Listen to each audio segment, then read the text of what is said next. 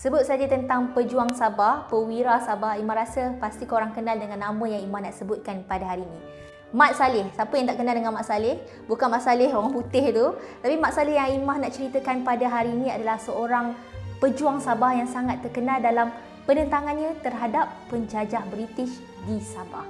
Okey, nama sebenar beliau adalah Datu Paduka Mat Salleh bin Datu Balu, yang mana beliau ni merupakan anak kedua daripada 4 orang adik-beradik yang berasal daripada Inanam Sabah, dan beliau ini merupakan seorang yang berketurunan Bajau Suluk. Beliau juga merupakan seorang pejuang Sabah yang telah pernah mengisytiharkan bahawa daerah Tambunan sebagai daerah di bawah kekuasaan beliau. Okay, Mat Salleh ini memang terkenal sebagai seorang pahlawan, sebagai seorang yang berani dalam bertempur, dan beliau ini merupakan seorang yang disegani oleh para pengikutnya, seorang yang berpengaruh, dan diceritakan bahawa Mat Salleh mempunyai ramai pengikut daripada pelbagai etnik Sabah, termasuklah Bajau, Kadatan Dusun, Sungai dan juga sebagainya. Okey, bila kita bercerita tentang perjuangan Mat Salleh ini sangat berkait rapat dengan SBBUB. SBBUB ni apa?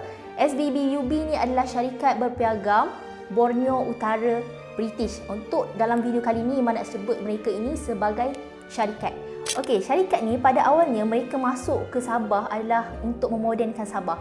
Mereka bina jalan raya, mereka bina sekolah, bina hospital, dan juga orang kata buat untuk bentukkan pentadbiran menjadi lebih tersusun dan juga berpusatlah.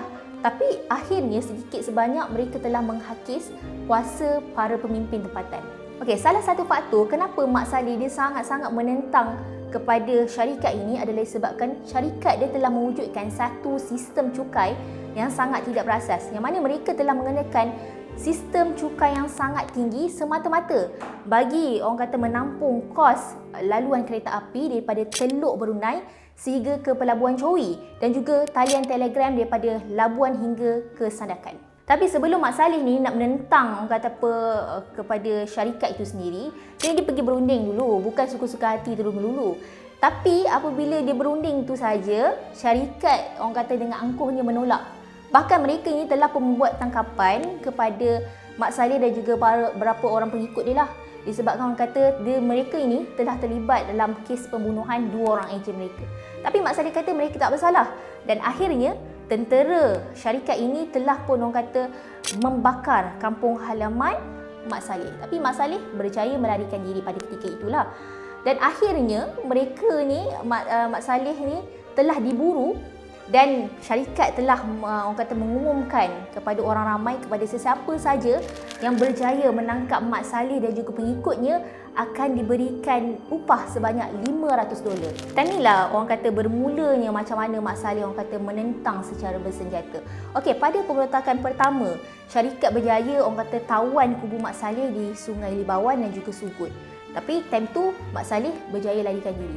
Tapi pada 9 Julai 1897, Mat Salleh telah berjaya untuk menyerang pusat pentadbiran syarikat di Pulau Gaya, dan akhirnya syarikat dia tentang balik. Dia pergi orang kata bakar rumah juga tanaman-tanaman dekat Inaman. Bila berlakunya berbagai isu dan sebagainya, mereka ni syarikat dia orang buatlah strategi untuk buat perdamaian dengan Mat Salleh. Bila buat perjanjian dengan Mat Salleh, akhirnya Mat Salleh bersetuju untuk takbir Tambunan, tapi dengan syarat-syarat yang tertentu. Tapi sepanjang pentadbiran Mat Salleh ini tidak ada pun yang mereka tunaikan. Akhirnya Mat Salleh pun marahlah apa lagi kan, dan dia pun bina kubu pertahanan ni dekat Tambunan. Tapi bila saja syarikat dia tahu saja Mat Salleh telah bina kubu dekat kawasan tersebut, dia pun apa lagi? Dia pun hantarlah tentera bersama dengan meriam dan juga mesin gun, dan akhirnya pada 1 Februari 1900, kubu pertahanan Mat Salleh di Tambunan telah berjaya ditawan sepenuhnya.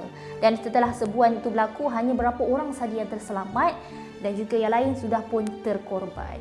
Jadi inilah sebenarnya kisah perjuangan Mat Salleh bersama dengan para pejuang Sabah yang lain. Sangat sukar, sangat susah, dan ini semuanya adalah untuk menunjukkan ketidakadilan, menentang ketidakadilan dan juga kekejaman para penjajah semata-mata demi tanah air tercinta.